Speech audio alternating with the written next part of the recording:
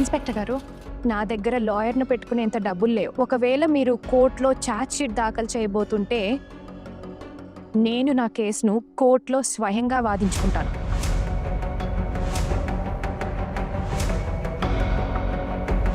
ఒకే ఒక రిక్వెస్ట్, ఈ కేసుకు సంబంధించిన పూర్తి వివరాలు నాకు కావాలి. ఇంకా కోర్టులో నేను నేరస్తురాలిని అని నిరూపణ అయ్యే వరకు నన్ను హంతకురాలు, నేరస్తురాలని పిలవకూడదు. సరే, అలాగే. ముందు మమ్మల్ని విచారణ చేయనివ్వండి. ఒకవేళ విషయం కోర్టు వరకు వెళ్తే కేసుకు సంబంధించిన పూర్తి వివరాలు మీకు చెప్తాము. Thank you sir. నా రక్తం చివరి బొట్టు వరకు నేను పోరాడతాను.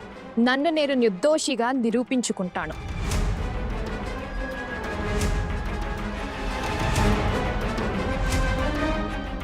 చాలా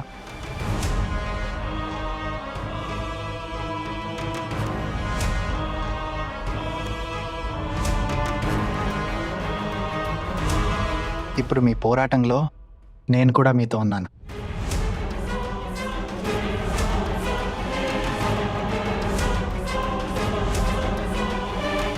మరిది గారు ఎంత మంచి మాట చెప్పారో కదా. అవునక్క, మన హక్కుల కోసం ఇప్పటి వరకు ఎవరూ ఇలా నిలబడలేదు. అది తెలియదక్క.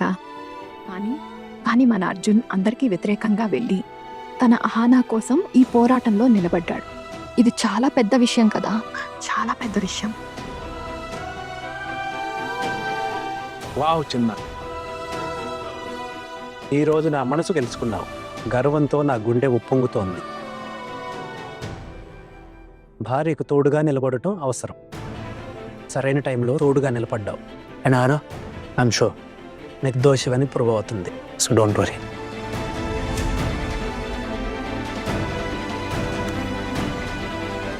నా మాట వినండి. ఇప్పుడు మేము మీ ఇల్లు సోదా చేయబోతున్నాము. ఎవరు బయటకు వెళ్ళకూడదు, ఇక్కడే ఉండాలి. దుర్గాదేవి గారికి ఇచ్చిన టాబ్లెట్ ప్యాకెట్ ఎక్కడా? ఆ టాబ్లెట్ ప్యాకెట్ జాగ్రత్తగా పెట్టాను, నేను తీసుకొస్తాను.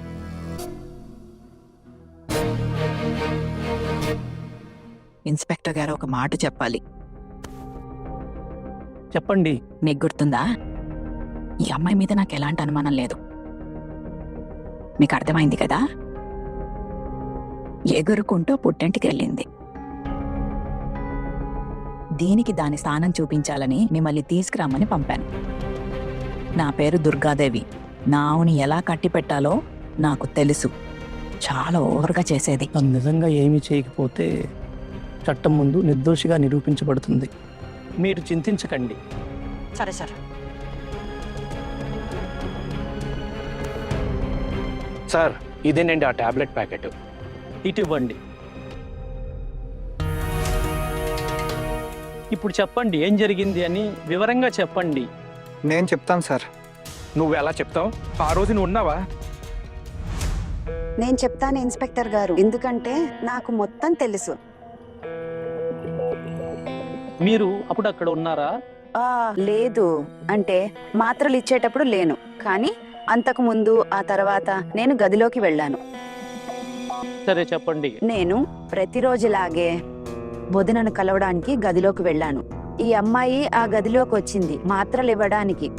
వదినను చూసుకునే బాధ్యత ఈ అమ్మాయిదే. ఆ తర్వాత తను మాత్రలు ఇచ్చి వెళ్ళిపోయింది. కాసేపటి తర్వాత నేను కూడా నిద్రపోవడానికి వెళ్ళిపోయాను. తను అన్నం తిన్న తర్వాత మళ్ళీ పెద్ద వదిన గదికి వెళ్ళింది ఆమెను చూడటానికి. వదిన ఆరోగ్యం ఏం బాగోలేదు. ఆమె ఊపిరి కూడా తీసుకోలేకపోతుంది, ఏమీ మాట్లాడలేకపోయింది. పరిస్థితి చాలా దారుణంగా ఉన్నింది. ఈ అమ్మాయి అత్తయ్య అని అరిచేసరికి మేమంతా పరిగెత్తుకుంటూ వదిన గదికి వెళ్ళాం. అప్పటికే వదిన పరిస్థితి చాలా దారుణంగా ఉన్నింది. అసలు వదినకి ఏమైందో విచారిస్తే అప్పుడు తెలిసింది, ఈ మహారాణి వదినకు తప్పుడు మాత్రలు ఇచ్చిందని వదినకు చావు చూడాల్సి వచ్చింది. మీరు చెప్పిందంతా మాకు తెలిసిందే. ఇందులో కొత్త సమాచారం ఏమీ లేదు. సరే, ఇది చెప్పండి, ఈ మాత్రలు మీకు ఎక్కడి నుంచి వచ్చింది? ఇది చాలా స్ట్రాంగ్ నిద్ర మాత్రలు. ఇది మా అమ్మవారి మాత్రలు.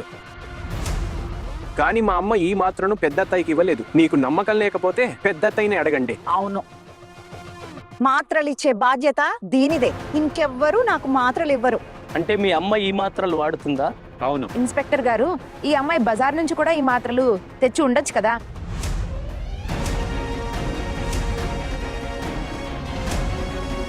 అర్థం చేసుకోవడానికి కొంచెం టైం ఇవ్వండి. అహానా గురించి మీ అభిప్రాయం ఏంటి?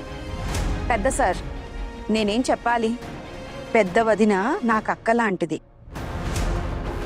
ఈ అమ్మాయి ఆమెను చంపడానికి ప్రయత్నించింది. ఇప్పుడు మీరే చెప్పండి, నేను దీని గురించి ఏమనుకుంటాను? పిన్ని గారు, ఈమె చంపడానికి ప్రయత్నించారో లేదో అనేది నిరూపించిన తర్వాతే తెలుస్తుంది. చూడండి సార్, మీరు ఏ నిజం తెలుసుకున్నా, ఏది నిరూపించినా మాకు తెలుసు కదా అసలు నిజమేంటో. ఈ అమ్మాయి పెద్ద వదినను చంపడానికి ప్రయత్నించింది, అది నిజం. ఈ అమ్మాయి మా ఇంట్లోకి రాకముందు ఇలాంటివి ఎప్పుడూ జరగలేదు. కానీ ఈ అమ్మాయి పెళ్లి చేసుకుని ఈ ఇంట్లోకి వచ్చినప్పటి నుంచి మాత్రమే, అప్పటి నుంచే ఇలాంటివి జరుగుతున్నాయి. దీనివల్ల ఏం అర్థమవుతుందో మీరే చెప్పండి. ఇప్పుడు నేను అందరినీ ఒక్కొక్కరుగా ప్రశ్నలు అడుగుతాను. అమర్ గారు, అహానా గారు ఇలా చేయగలరని మీకు అనిపిస్తుందా? లేదండి, నాకు అనిపించడం లేదు. ఖోఖన్, నువ్వేం మాట్లాడుతున్నావు? ఈ అమ్మాయి నీ తల్లిని చంపడానికి ప్రయత్నించింది, నువ్వేమో దీనికి మద్దతిస్తున్నావు. ఈ అమ్మాయి నీ మీద కూడా ఏమైనా చేతబడి చేసిందా? నువ్వు తన పక్కన నిలబడుతున్నావు. ఠాకూర్ గారు, మీరు మధ్యలో అడ్డుపట్టం ఆపండి. వారు దర్యాప్తు చేస్తున్నారు కదా, వారి పని వారిని చేయనివ్వండి. మీకు అనుమానం ఉంటే ఉండొచ్చు, కానీ మిగతా వారికి లేదు కదా. అరే వదినా, ఈ అమ్మాయి మిమ్మల్ని చంపడానికి ప్రయత్నించింది. ఇదంతా నేను మీకోసమే మాట్లాడుతున్నాను కదా, లేకపోతే నేనెందుకు మాట్లాడతాను? సరే, మీరు చెప్పండి, మీకేమనిపిస్తోంది?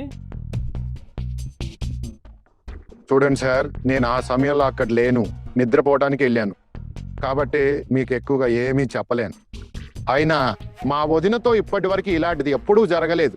ఇవాళ ఒక విషయం అర్థం చేసుకోండి, మందులు ఇచ్చే బాధ్యత ఎవరిదైతే ఉందో వారు ఏ మందు ఇవ్వాలో ఏది ఇవ్వకూడదో చూసుకోవాలి కదా. మూడు మందులున్నా కూడా ఏ మందు వదినకి ఇవ్వాలో అది తెలియాలి కదా. అవును, ఈ తప్పు అహానా వల్ల జరిగింది. ఆమె అమ్మకు మందు చూసి ఇవ్వాల్సింది. మీకు తన మీద అనుమానం ఉందా లేదా? పెద్ద సార్, ఈ అమ్మాయి ఉంది కదా, తను కొంచెం విప్లవాత్మక స్వభావం ఉన్న అమ్మాయి. మా వదినకు నచ్చని పనులే చేస్తుంది. మీకేమనిపిస్తుంది? ఇలాంటి పని చేయడానికి ఈ అమ్మాయి అస్సలు వెనుకాడదని నాకు అనిపిస్తోంది.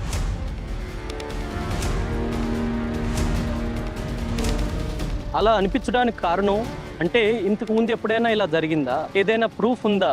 లేదు, ఇంతకు ముందు ఎప్పుడు ఇలా జరగలేదా? కానీ అంత మాత్రాన జరగదని కాదు కదా. మనిషి ఇంతకు ముందు ఎప్పుడు చేయని పనులను కూడా మొదటిసారి చేస్తాడు. కానీ ఈ అమ్మాయి ప్రవర్తనను బట్టి నాకు ఇదే అనిపిస్తుంది. ఇలాంటి పని చేయడానికి ఈమె ఒక్క క్షణం కూడా ఆలోచించదు. సరే, ఓకే. మరి మీరు ముగ్గురు, మీకు కూడా అహానా గారి మీద అనుమానం ఉందా? లేదు సార్, నాకు అస్సలు అలా అనిపించడం లేదు. అహానా ఇలా చేయడం మాట దేవుడెరుగు, కనీసం ఆలోచించను కూడా ఆలోచించదు. ఎవరి మనసులో ఏముందో నాకు తెలియదు, నేను చెప్పలేను కూడా. కానీ అహానాతో మేము ఇక్కడ గడిపిన రోజులను బట్టి చూస్తే తను ఇలా చేస్తుందని అనిపించడం లేదు. నాకు తెలిసింది మొత్తం చెప్పేసాను. 2 మాటలు నా ముందు ఇలా 2 రకాల మాటలు మాట్లాడుకు. నీకు ముందే చెప్పాను. అరేదే ఆకాష్ గారు, మీరెందుకు ఇలా బెదిరిస్తున్నారు? ఆమె బెదిరించే విధంగా ఏమీ మాట్లాడలేదు. ఆమెకు సరైనదనిపిస్తే అదే చెప్పింది. నేను మీకు చెప్తున్నాను కదా, ఎవరి మనసులో ఏముందో అని ఏమీ తెలీదు అని. మరి మీకేమనిపిస్తుంది? అహానా ఇలా చేసి ఉంటుందని నాకు అనిపించడం లేదు. తను ఎవరితోనూ అలా ఎప్పటికీ చేయదు.